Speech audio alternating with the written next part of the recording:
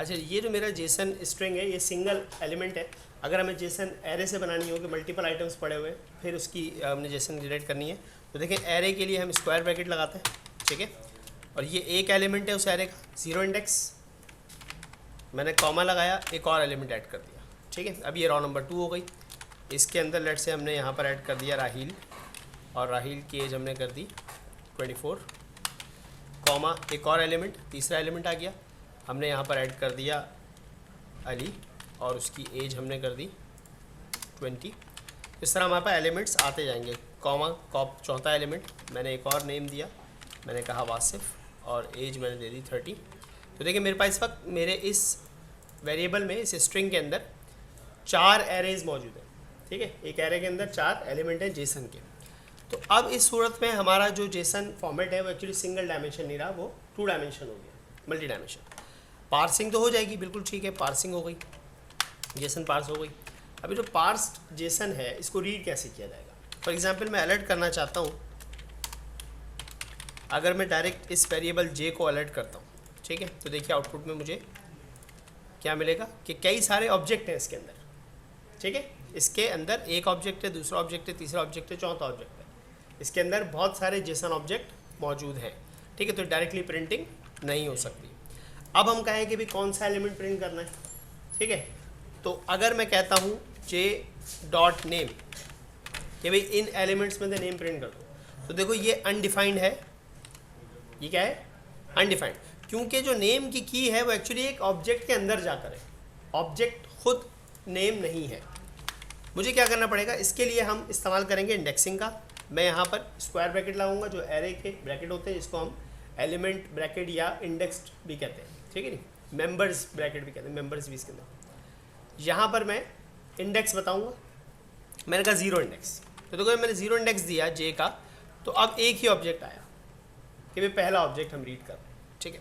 अब इस ऑब्जेक्ट में से मुझे क्या निकालना है? मैंने कहा डॉट एज, पहले एलिमेंट में से कौन सा एलिमेंट, पहले जो मेरा जेसन एरे है उसमें से नेम एज। तो एक्चुअली ये फर्स्ट वाले को हिट कर रहा है, तो यहाँ पर हमें 30 आउटपुट मिलेगा, ठीक है।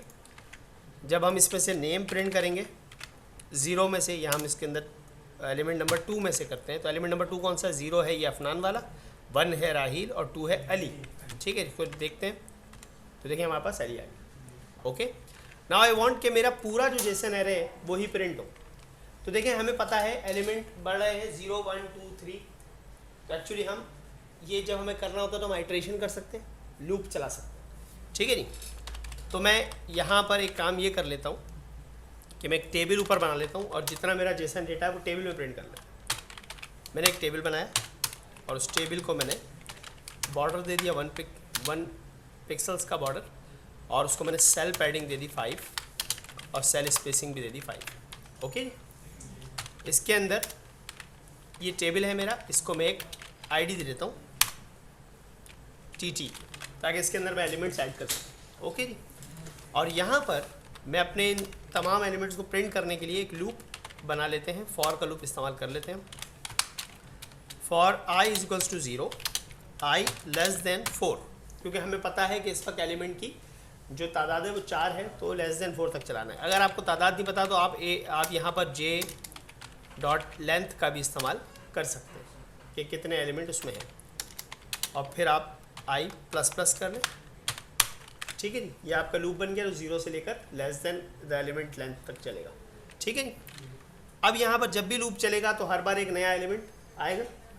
तो हम यहाँ पर क्या करेंगे कि जी document dot get element by ID, वो जो मेरा टेबल है डॉट उसकी इनर HTML में आप लिख दें, ये एक टेबल रॉ ऐड करें हर बार, ठीक है। उस टेबल रॉ के अंदर, अच्छा देखो जब मैं HTML में ऐसे जावास्क्रिप्ट में एंटर दबाता हूँ तो ये एक एरर बन जाता है, जावास्क्रिप्ट अलाउ नहीं करती कि आप मल्टीपल लाइन में टाइप करें। तो इसका हल ये है कि आप जो है वो टेम्पलेट यूज़ कर लें, ठीक है। आप जैसे ही ये हाइफन लगाते हैं, ठीक है, बैक, तो आपको ये टेम्पलेट बना कर दे देता है, ठीक है। इसके अंदर मैं लिख सकता हूँ लाइन ब्रेक करके भी, मैंने कहा TD बनेगा हर बार टेबल डेटा, और उस टीडी में प्रिंट क्या होगा, यहाँ पर मैंने कॉन्केडिनेशन करनी है, तो मैंने यहाँ पर अपोस्ट्रॉफीज लगाए, ठीक है, और मैंने कहा मेरा जो जे है उसमें से कौन सा एलिमेंट, आई वाला एलिमेंट, और डॉट उसमें से नेम यहाँ प्रिंट होगा। ओके, एक और टीडी मैंने बना लिया, इसमें मैंने कहा यहाँ पर होगी प्रिंट एज। तो अब जब तक लूप चलेगा तो मेरे टीटी के अंदर इनर एचटीएमएल में ये एक रॉ ऐड होती रहेगी, ठीक है। आइए देखते हैं, रिफ्रेश किया तो वासिफ और 30 आ गया, वासिफ और 30 आया सिर्फ, क्यों, ये लास्ट एलिमेंट है वासिफ एंड 30, राइट। क्यों रिसीव हुआ ये हमें, क्योंकि हमारा लूप जो है पहले 0 हुआ, ठीक है, तो 0 वाला पास हो गया ना HTML में, फिर 1 हुआ तो 1 वाला पास हो गया, फिर 2 हुआ तो 2 वाला पास हो गया, और आखिर में 3 हुआ तो 3 वाला पास हो गया। सर सारे क्यों नहीं मिले हमें, क्योंकि हम हर बार कह रहे हैं इनर HTML को बराबर कर दो इस रॉ के, तो हर बार नेक्स्ट रॉस पे ओवरराइड हो जाती है। अगर हम चाहते हैं कि पुराना भी डेटा रहे और नया भी आ रहे हैं तो हम इसको प्लस इक्वल्स टू करेंगे, इसको कंपाउंड असाइनमेंट कहते हैं, ठीक है, कि पुराना जो डेटा ऐड हुआ है वो भी रहे और उसके साथ साथ ये भी ऐड हो जाए। आइए देखते हैं, रिफ्रेश किया तो ये देखें पूरा टेबल हमारा उस जेसन एरे से